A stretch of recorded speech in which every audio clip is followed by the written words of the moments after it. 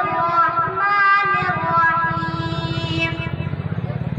سأل سائل بعذاب واقع للكافرين ليس له دافع من الله ذي المعارج.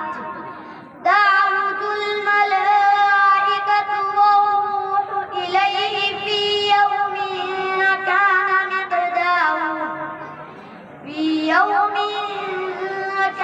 مقداره 50,000 سنة.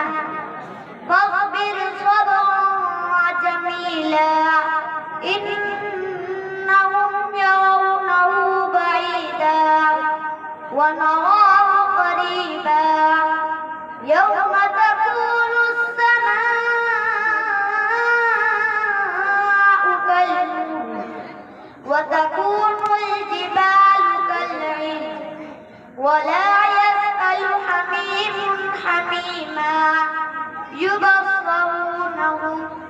يود المجرم لو يفتدي من عذاب يومئذ ببنيه وصاحبته وأخيه وفصيلته التي تؤويه ومن في الأرض جميعا ثم ينجيه. كلا إنها لظى نزاعة للشوى تدعو من أدبر وتولى وجمع فأوعى.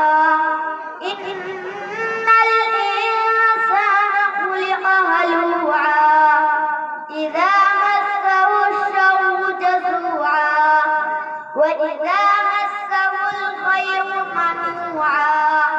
صدق الله.